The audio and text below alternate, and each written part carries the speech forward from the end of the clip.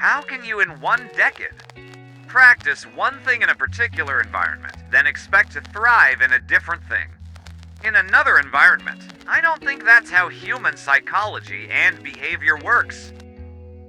I have followed Red Pill content for several years now, and have increasingly been amazed at how similar they sound and think to the liberal culture and ideology that they ostensibly claim to disagree with. Adam Sosnick from Valuetainment made a reaction video to Ben Shapiro several months ago, reacting to Myron Gaines on his advice for men on marriage.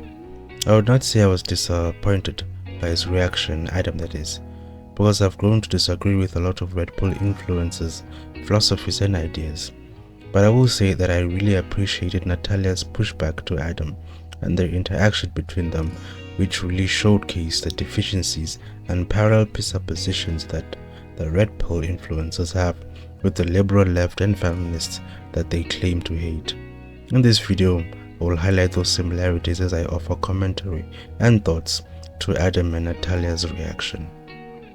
So Ben Shapiro took to his show recently to do a reaction video, watching a video that I did with Fresh and Fit not too long ago, basically reacting to a comment of when Myron from Fresh and Fit, my question to him is when men should get married. And Ben Shapiro had some very strong feelings and some indignation and some contempt for yours truly. So let's play the video right now with Ben Shapiro basically calling out me and our friends. In today's day and age, you shouldn't be getting married until you're at least 35. That was my next question for you. As a man, what age should you consider getting married? So I have, this is my thing that I tell guys. Yeah. I think 35 years old, had slept with at least 50 women, 100K per year, you're in shape, and you got 6 months to 1 year of savings. All right, done. I got to get married. I've done all that. The first time I heard this from Myron on his show, I thought to myself, this is contradictory and regressive to the agenda that they claim to be about, which is helping men. He is effectively promoting and advising men to participate and bolster a culture that they claim hurt men, and the pathologies that consequentially affect and damage women. They then in turn advise and warn men to avoid those women because they are damaged. It also trains men to seek out women that are mentally and morally predisposed to promiscuity or at least naivete. Then suddenly, at the flick of a switch, these men after multiple partners will have all the skills and know-how on how to find a good woman, but also they will have acquired all qualities required to be a good husband and father after more than a decade of marinating and practicing self-centered Machiavellian heathenism. After more than a decade of viewing women a certain way for their own gains and pleasures, they will somehow view their wives differently from how they've trained themselves to view the women they've ran through. I would imagine that the performative skills, principles, and values that you would need to sleep with multiple women are different from the skills, principles, and values that you will need to be a good husband and father, which is an idea that the Red Pill caucus disagrees with in principle.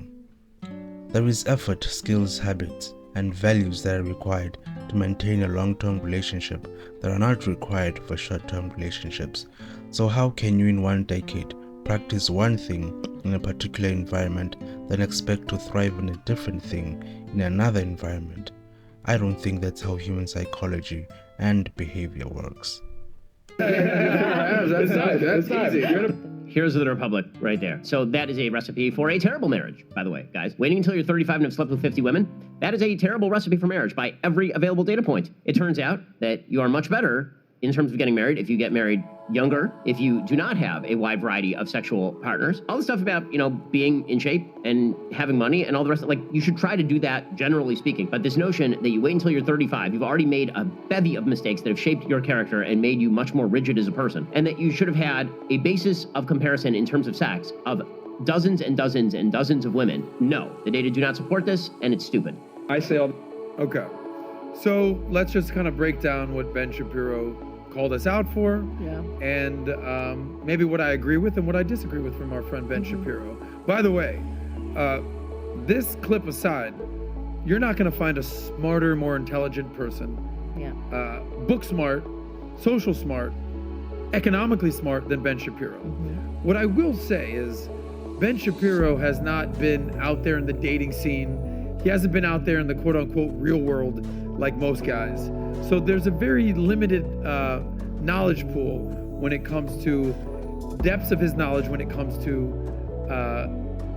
being out there in these streets. Let's just leave it like that. So I find it hard not to categorize these comments as ad hominem and an expression of anti-intellectualism. Adam makes a contrast between book smarts and the real world, as if the contents of books aren't reflective of the real world. There's an aspect to postmodernism that's also anti-intellectual that brands books as if they are no more than just comprised of hypothetical abstract theories and imaginations of authors, and real-world knowledge comes only from your own experiences. I think there's great foolishness and hubris in that presupposition, and untruth as well. How can you move further ahead than those who came before you and those around you when you don't know where they ended and how they ended up where they did, without learning from them and their experiences? Books are not one-dimensional as people who make this false dichotomy on books, experience, and real-world knowledge insinuate to be. Benjamin Franklin once said, "Experience keeps a dear school, but fools will learn in no other." But the actual sentiment that Adams headed towards, that red pill influences like to make, is something more insidious and indicative of their worldview, ideas, and agenda, and will be demonstrated in this video.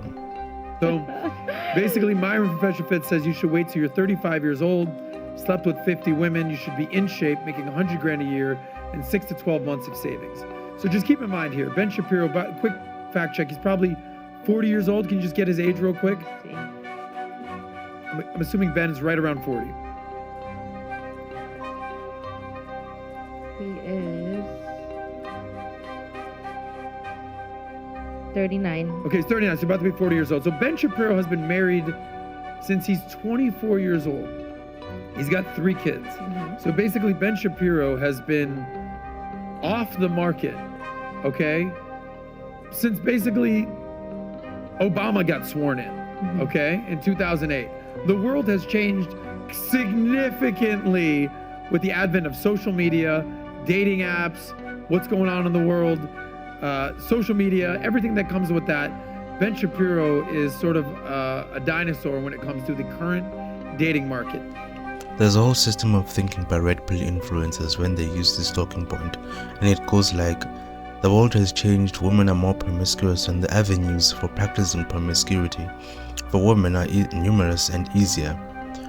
There are no good women anymore, therefore men need to conform to the new norms, standards, and behaviors of the culture and flow with the current. They are not likely to put it as explicitly and concise as I have, but that's their messaging in a nutshell. A significant issue for me that repelled me from the red pill was its philosophical foundations for its definition for masculinity and what makes a high-value man. I'm of the belief that it doesn't have a well-reasoned or realized foundation from which it grounds its definitions, besides from superficially derived conclusions and readings from evolutionary psychology littered with naturalistic fallacies and utilitarian aphorisms. It's true that society has progressed further into heathenism and immorality, but the consequences of adherence or non-adherence to values and truth have not changed since the days of yesteryear. I would imagine that at least one true character or quality of masculinity and a high-value man would be not to abandon, change, or compromise on his values and what he knows to be true, good, and morally right, just because the landscape today is tougher than the landscape of several decades ago.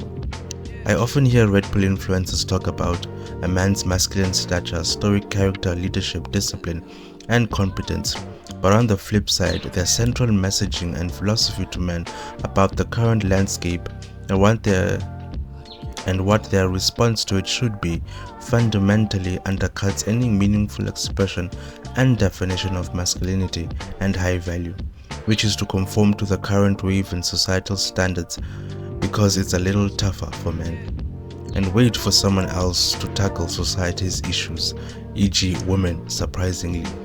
When I say they're waiting on women to solve today's cultural problems, I'm not being facetious. They actually make the argument that it's on women to end and lead us out of the hookup culture, since the hookup culture is women's fault because they are the gatekeepers of sex. But until that day comes, they, the red pill, will enjoy the decline, a direct quote, unwittingly implying that men are morally, ethically, and phenomenologically unaccountable and incompetent.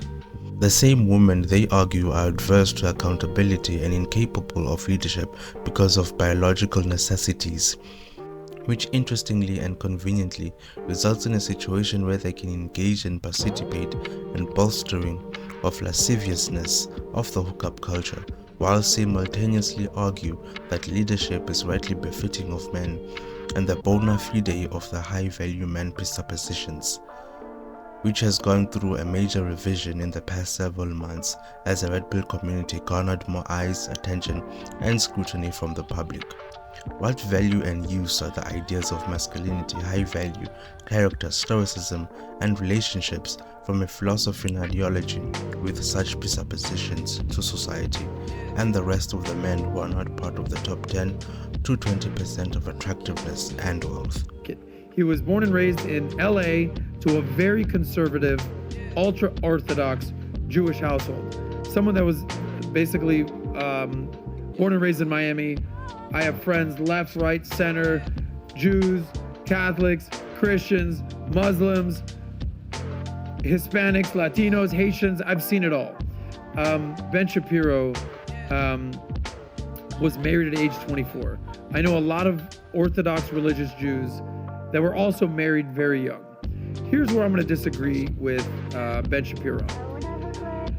I say this all the time. The happiest guys I know, have experienced life to the fullest, have tested the waters, been around the block, have test driven many a cars, if you know what I mean, and at that point have seen it all.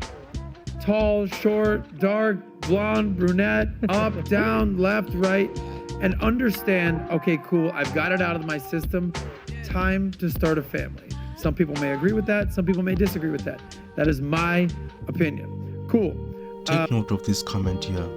Towards the end of this video, he will try use Patrick Bet-David as an example of this man that he's referring to, which is extremely fallacious for reasons we will get to when he makes the connection. But apart from that, the real test and measure of marital success is not people's self-reporting of happiness, but the honest quality and longevity of one's marriage. Red pill pundits make the argument all the time that a lot of married men live in unhappy marriages and put up a front in public about their happy marriages. In that case, how can we take Adam's statement at face value? Here's the problem, what happens when you get married in your early 20s, like Ben Shapiro, who comes from a very rich family. Number one, you usually have no money. Number one, you have no semblance for what happens in the real world, and you're forced to grow with your wife, and you have no clue how the real world works, and you're kind of learning as you go. And I have noticed something about red pill influencers, which is that they have a knack for strawmanning and caricaturing their opponents and arguments to a level where they feel confident they can rebut. Ben never advocated for broke, jobless, and naive men getting married. That was all assumed as his presuppositions for the sake of a rebuttal by Adam, which is what red pill pundits do with their rhetoric when reacting to arguments against their positions. I will demonstrate this point with later blogs down the road when I do commentary and thoughts on red pill content.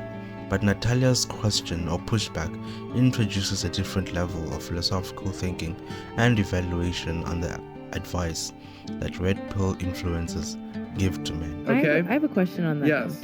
I know 24, you're young, you don't have life experience, I get that. But wouldn't you also say with how media and how the world, everything has basically sped up, why can't that age become the new age where men are becoming more responsible and well prepared out in the world?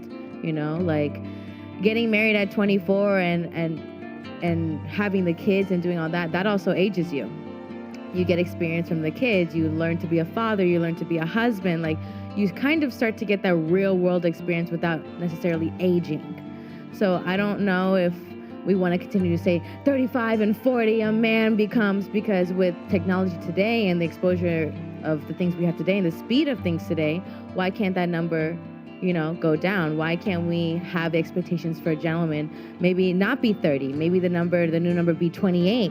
I'm just thinking with, like, you see someone like Ben Shapiro, who is very well versed. He is young, he has kids, he has a family, he's successful. Like, it's possible. It's maybe not your average guy, but I don't want to shy away from the possibility of men stepping up and being prepared for certain tasks and life experiences because they're younger. Like, I don't want gentlemen who feel like if they're 27, they do want to get married and have kids, like, oh, we have to wait till 30 because that's the age that men really age and are ready for, you have technology that can get you the information that you didn't back then. So I think as much as we want to push older, yes, men get better as they age and et cetera, I don't want to also shy away from the possibility of men doing those things at a faster rate with where we're at today. All right, well, I'm going to respectfully disagree with my lovely friend That's Natalya okay, that's right okay. here. And it's Natalya is right in her pushback. One aspect of marriage and its aspiration is that it creates an incentive for men to take on the task of maturing and developing themselves into manhood and competence, who would be ready to head a family and a woman. Man does not passively and by route of natural automation mature into wisdom, while forfeited character and competence. It does seem like it's a presupposition that red pill influencers hold, but the truth is more regressive and sinister than that.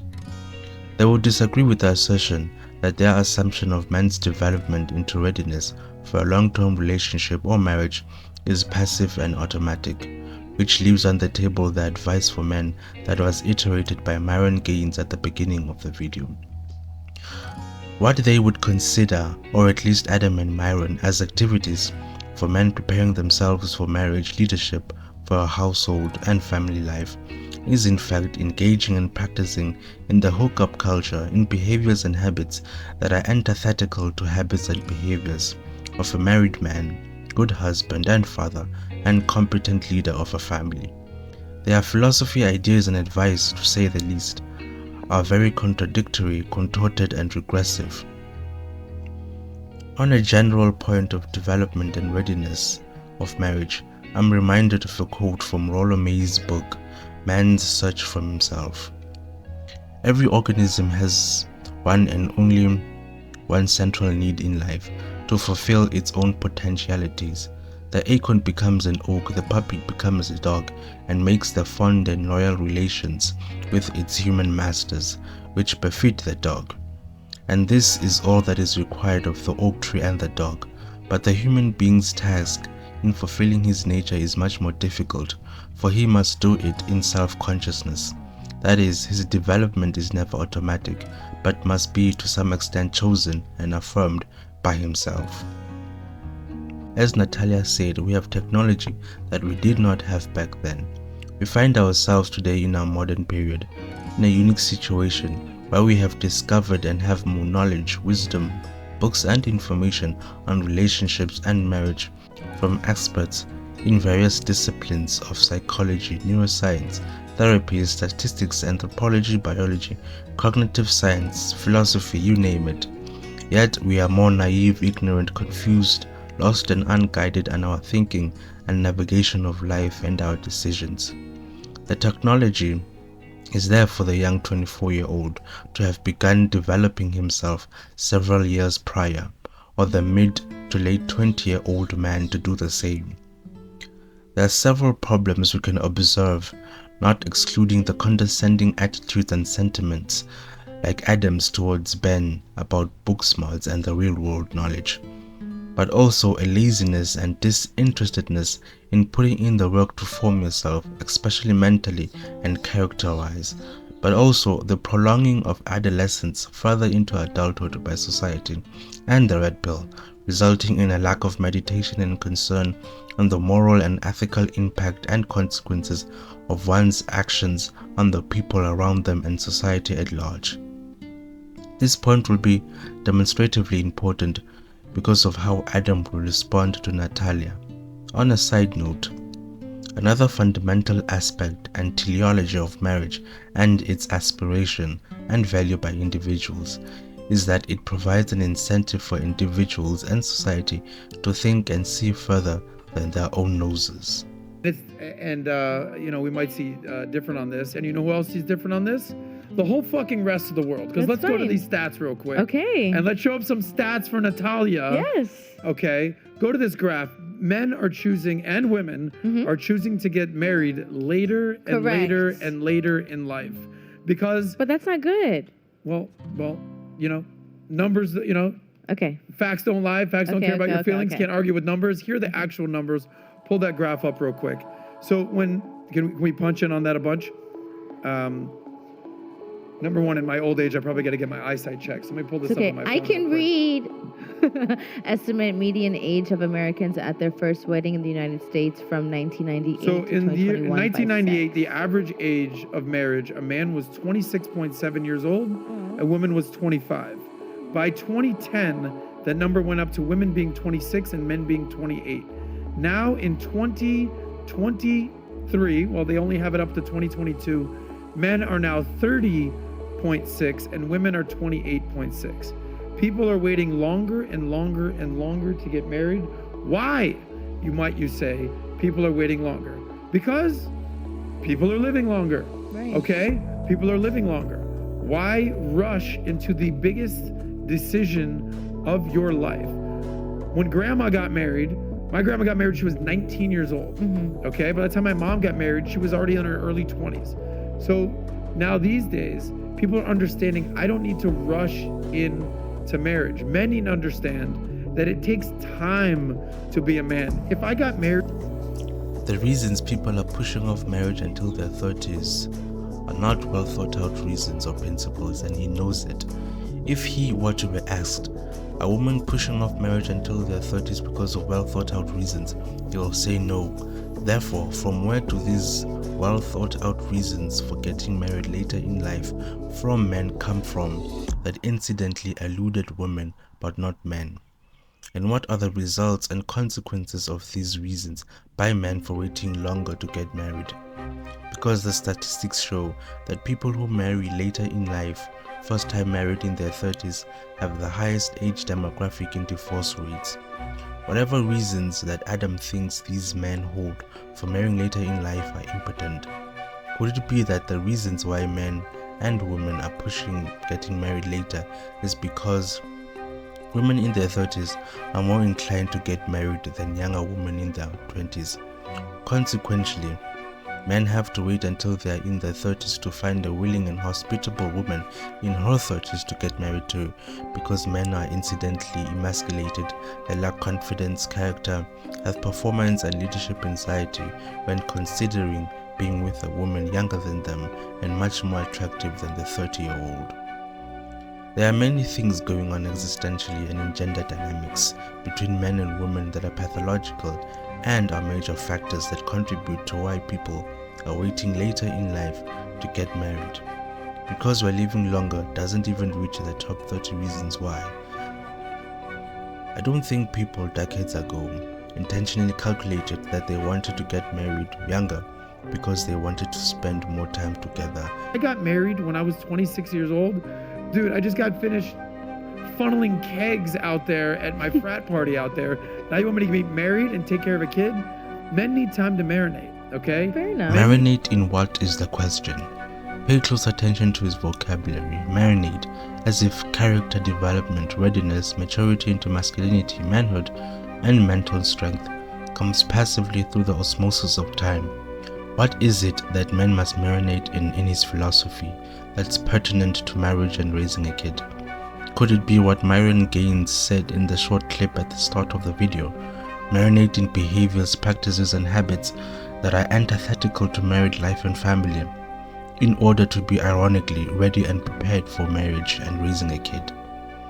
Later on the video, he will mention a list of things that he thinks men need to go through before they are ready to get married, that I think are irrelevant for marital readiness, except for several things such as having a job, being financially literate, and mental fortitude.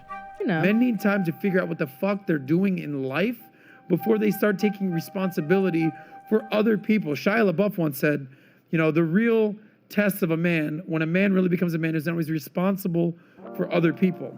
And I think men need to take responsibility for themselves. Learn how to grow, learn how to make money, learn how to network, learn how to get out there, learn how to basically have some accountability in your life, fall on your ass a couple times, get fired from a job, lose your job, deal with a recession, deal with so many things in life before you now start taking care of women, start taking care of babies. I think men have a lot of stuff they need to take care of before they start taking care of someone else. Now, at some point, I think a man should settle down, get married, have kids, have a family. The problem here is determining what minimum requirements should a man achieve before he is ready to get married. As I mentioned above, the couple of things that I think you need to have going for you before you consider getting married is having a job, being financially literate, and developing your character.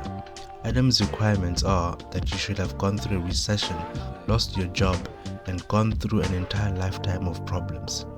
The things that he mentions in his list are unreasonable and have no schedule, meaning tragedy has no predictable schedule.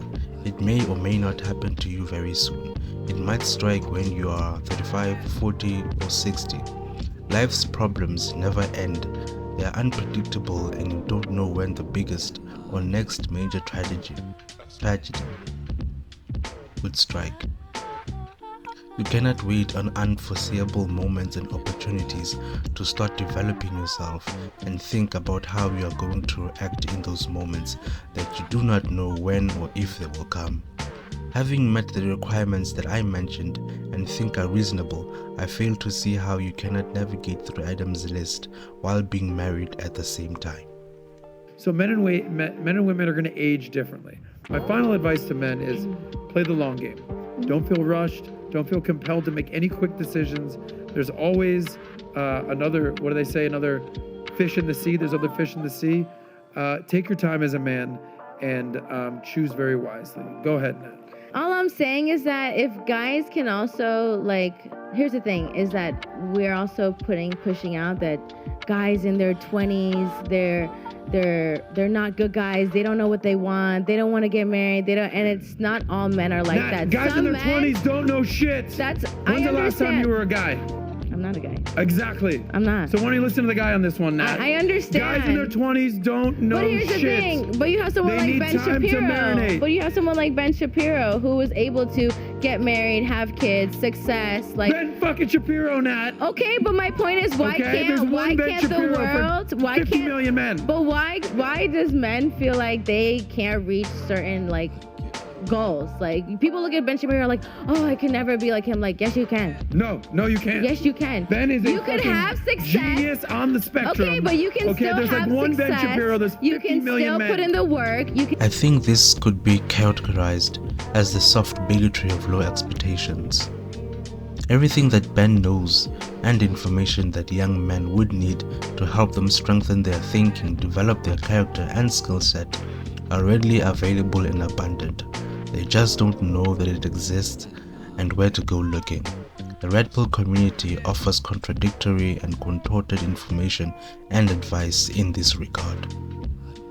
You can still hustle. You can still put yourself out there. You can still go on the ground. Because here's the thing: the people that do go that extra mile and they kill themselves for a goal and a dream that they have, they are the people who make it in the world. They are the names that you know, the Patrick Bet-Davids of the world, who put in the work, the hours, all those things, the Adam Sosnick, all of those things. Yeah, who's not getting married at age 20. Okay, I'm not saying to get married. What I'm saying is that don't be shy to speed up the process of getting knowledge and experience. By the way, that's all I'm saying. You know who agrees with me, and this will be the last point here? Patrick Bet-David, who basically test drove a million cars. That's fine. In his early 20s, in his late 20s, before he found the woman that he can grow his empire with. Yeah, that's fine. And that's my whole message for our men. Become the best version of yourself. You don't have Chase to success, not women. And don't listen to Nat and fucking settle down while you're 24 like Ben Shapiro. I'm not saying to settle down at 24. I'm just saying speed up your hard time so that you don't have to go through hard times later on. Okay, there you go. There you go. We will end this video with this poetic blunder by Adam, which invalidates his defense of Myron and message to young men by trying to use Bet-David as an example. I skipped a portion of the video. If you want to watch the whole thing where Natalya makes good arguments, I will link the video in the description below.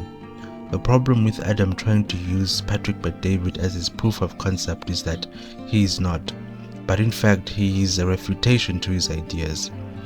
Because before Bet-David got married, he had an entire worldview and philosophical change that animated his values and decisions, a worldview that Red Bull pundits reject. But the most important point or punchline to Adam's attempt to use him as a proof of concept is that he did not draw source from or base his decisions on whom he married from the years and bodies of women he ran through, but from a book on marriage. And now we circle back to the first comments that Adam made about Ben at the top of the video. That's what you call poetic justice. With this beautiful ending, the contradictory and contorted ideas of the Red Pill are poetically demonstrated. It's not an isolated fumble unique to Adam in this video only. It's characteristic of the Red Pill's coherency when they preposition and defend their ideas.